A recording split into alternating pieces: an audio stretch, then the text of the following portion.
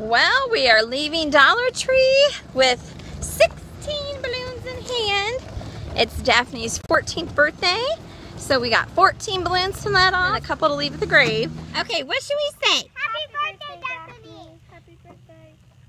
And she's 14. So we have 14 balloons. Ready? Hold on, let's come out a little more. Happy birthday. What? Are you going to say 1, 2, 3, let go? Should we do it that way? Yeah. Okay. 1, 2, 3, go! There they go. Wow. Happy birthday! Happy birthday! Oh no, they're gonna get stuck! Oh, one of them is stuck up there. Oh, there it went! It got loose!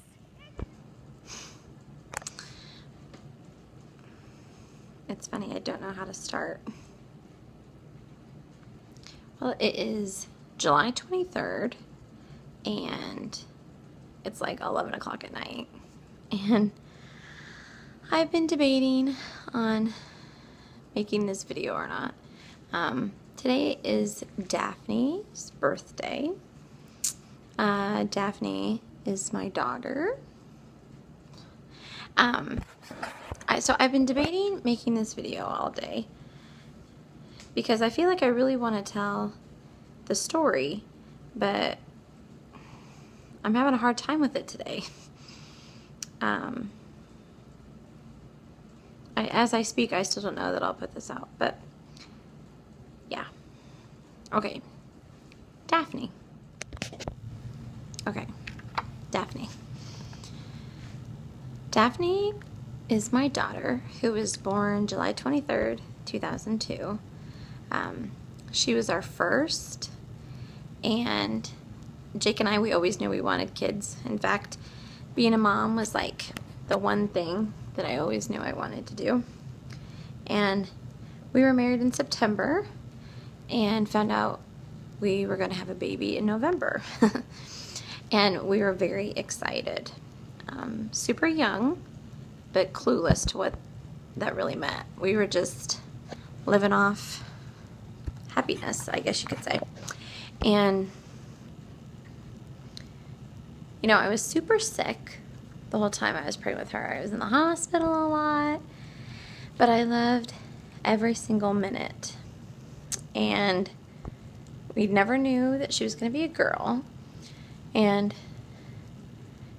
she was due in July, and then in June, the doctor had me start doing kick counts, counting how many kicks the baby did in the evening. And actually, she was due July 22nd, and I waited tables then, and I was a college student, and I was working, and I actually had some contractions. It was a Monday on July 22nd, and went home and noticed I hadn't felt the baby move. So I decided not to go to class because I had class that night, and lay down to do the kick counts, and she didn't kick. Not one time. And Jacob got home from work, and he lay there with me and counted no kicks, but it never even occurred to us that something was wrong with our baby. It never occurred to us. And called the doctor, and the doctor said, come on out for a stress test, which is something I had to do before. And so we went out. They hooked me up to the machine, couldn't find her heartbeat. And it's just shocking to me how naive I was. Because I still did not think anything would be wrong. See, I don't want to do this. I have been weepy all day. He said, well, we'll do an ultrasound. And honest to goodness, I still did not think anything was up. And he brought the ultrasound machine in, the doctor, and we saw her and we said, no, we don't know if it's a boy or girl. And so we don't want to know. And he said, okay. He found the baby and he pointed out, here's your baby's head and spine. Here are the kids. And heart. And the heart is not beating. And Jake and I are like, what? Yeah, your baby's heart stopped beating. Your baby is gone. And at that moment, I just kind of zapped out. And the rest of it is kind of ins and outs, furriness, fuzziness, I guess is the better word. In and out. And so then he told me that they would induce me. I begged him to give me a C-section, and he said no. So they gave me epidural and Pitocin and started labor. This was, I don't even know what time. It was still Monday, and I labored overnight, and Tuesday morning, the 23rd, I woke up feeling something. Remember, this is my first baby. Feeling something different, and they said that it was time to push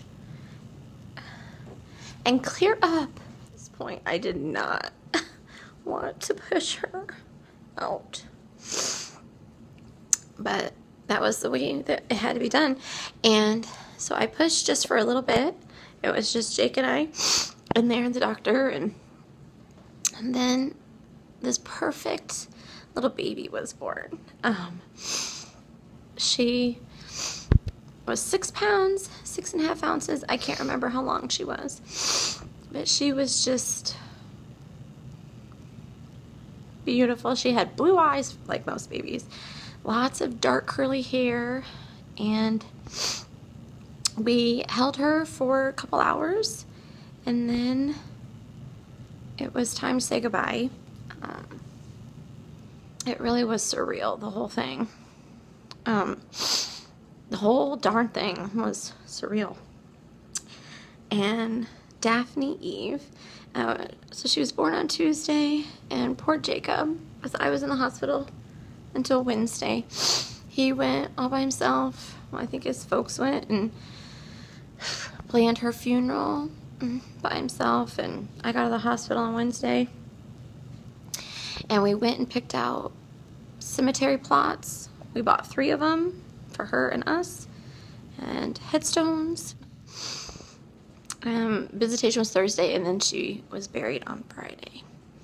So 14 years later, you know, some years her birthday is totally fine. We always go to the cemetery, we have a picnic, we let off balloons. Some years it doesn't affect me like this. Some years it does, and I woke up just feeling weepy and sad. And maybe because Jake's not here, so I kind of was on my own with it, but the doctors, they never found a reason for her death. That we did all kinds of chromosome tests and such, and the doctor said there was no reason for her to go. So they said it was probably just a cord accident. And you know, for a long time I asked and wondered, you know, why even give her to me if she was only going to be taken. But I'm so glad I got her. Even for a little bit. Because she made me a mom. She helped me. Yeah.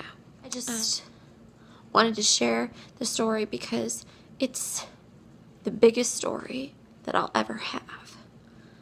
And just like I vlog every day of my other kids, you know, I'm proud of her too.